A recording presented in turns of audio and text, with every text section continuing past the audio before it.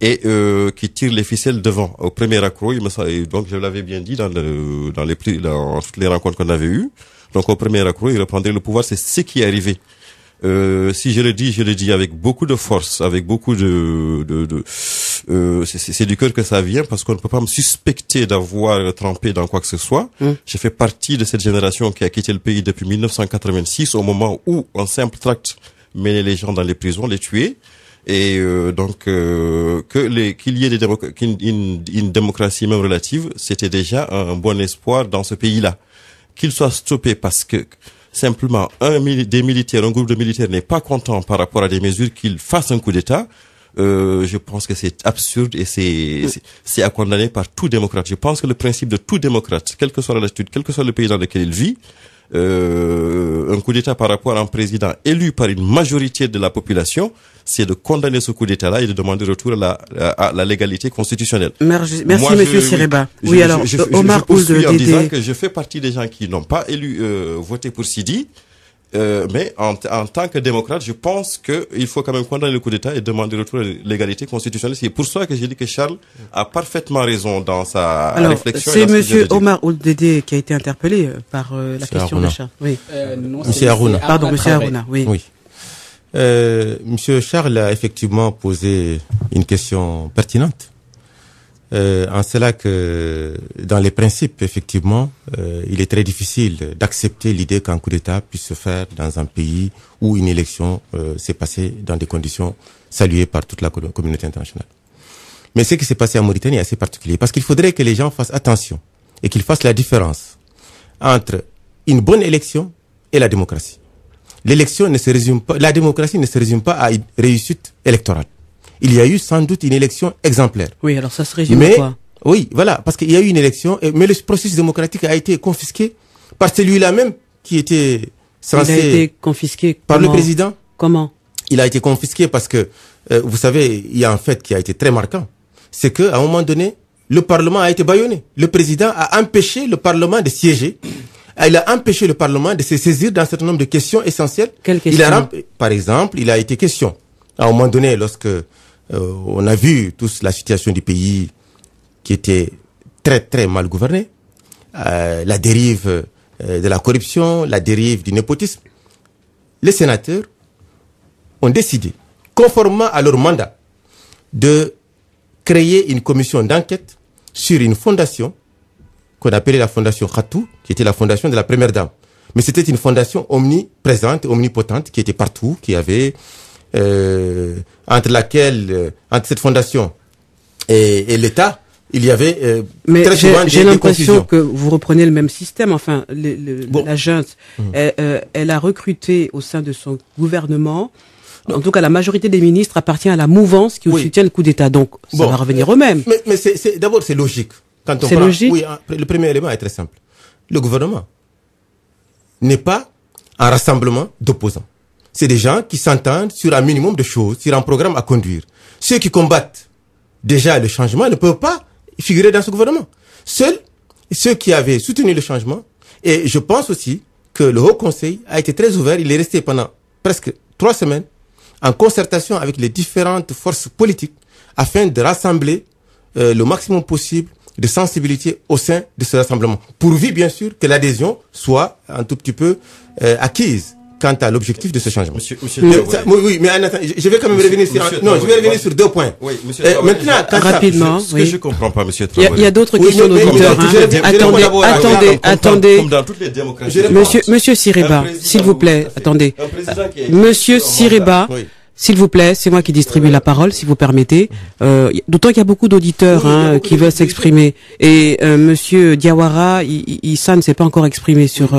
lui aussi, il est pour le coup d'État. Il faut quand même un minimum de discipline. Oui, alors, j'essaie de l'instaurer justement, cette discipline. Alors, j'aimerais vous entendre, vous êtes pour le coup d'État, vous aussi? Tout à fait. Je suis pour les coups d'État parce que il faudrait qu'on essaie de faire les discernements entre les époques. J'entends ici mes contradicteurs s'aventurer dans des comparaisons entre l'ère Taya et ce que nous vivons actuellement. Or, c'est 2 situations qui n'ont absolument rien à voir. Il y a une époque, certes, dans laquelle on a connu des souffrances, des tragédies qui continuent de nous marquer, que nous sommes les premiers ici à déplorer.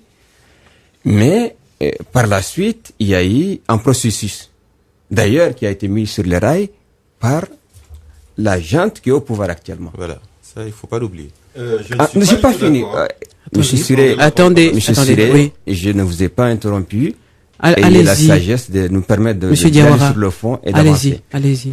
Bon, donc je disais que le 3 août 2005, ces militaires qui ont mis un coup de frein au pouvoir de Oultaya sont ceux qui ont conduit une transition sage et ont organisé les élections qui ont permis au président Déchi d'arriver au pouvoir.